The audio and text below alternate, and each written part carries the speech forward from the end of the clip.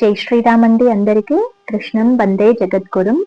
ఈరోజు తిరుప్పావై 12వ పాశురాన్ని మరియు దాని తాత్పర్యాన్ని అనుసంధానం చేసుకుందామండి. ఆండాళ్ తిరువడిగలే శరణం కனை తిలంగట్రెరుమై కన్రుక్కిడంగి நினைத்துமலை வலியே நின்று பால் சோரா நனைத்தில்லம் சேரார்க்கும் நச்செல்வந்தங்காய் பனித்தலை வீலனின் வாசல் கடை பற்றி சினத்தினால் தென்னிலங்கை கோமானை செற்றாம் மனத்து கிணியானை பாடவும் நீவாய் திறவாய் இவித்தாலெனுந்துராய் ஈதென்ன பேருரக்கம் அனைத்தில்லத்தாరు మరిందేలో రెంబావాయ్. ఈ పాశురంలో గోదాదేవి 7వ గోపికను ఈ విధంగా మేల్కొల్పుతుందండి.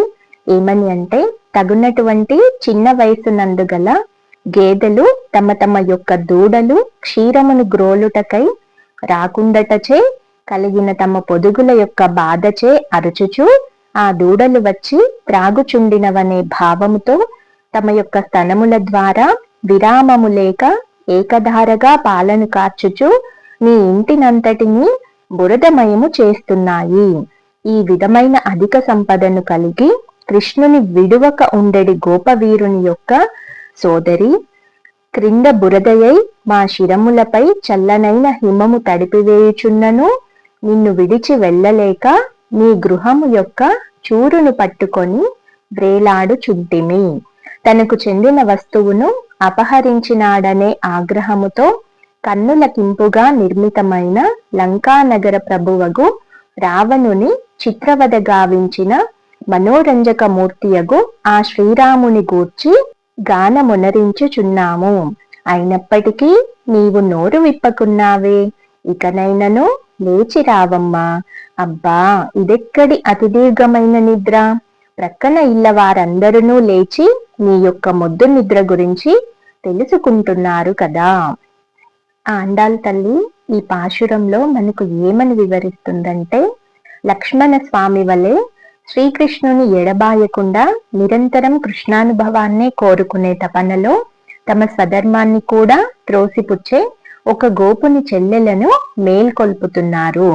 గోపాలురు గోపికలు కృష్ణ సేవలో అంతరాయం కలగనంత వరకే తమ స్వధర్మాలను ఆచరిస్తూ ఉండేవారు. ఆ కృష్ణ సేవకు ఈ స్వధర్మాలు అంతరాయం కలిగించినట్లయితే వానిని వెంటనే పరిత్యజించి కృష్ణ సేవకే అంకితమయ్యే ధన్యజీవులి గోకులం వారు.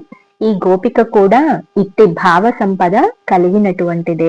శ్రీకృష్ణ మంత్రాన్ని నిరంతరంగా జపం చేయడమే ఈ జన్మ సార్థక మంత్రం కాబట్టి తైలధార వలెను నదీ ప్రవాహంగాను మంత్రం మననం సాగిపోవాలని ఆండాళ్ తల్లి ఈ పాశురంలో మనకు వివరిస్తుందండి.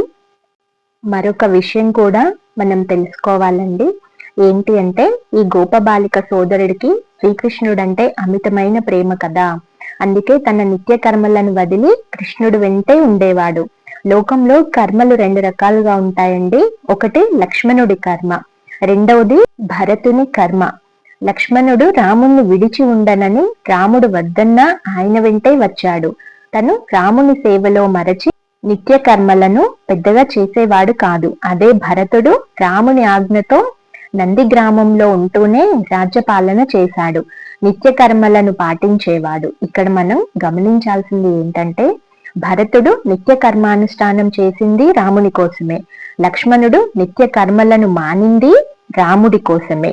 నిన్నటి గోపబాలిక ఇంట్లో వారు నిత్య కర్మలు చేసినా అవి శ్రీకృష్ణుడి కోసమే.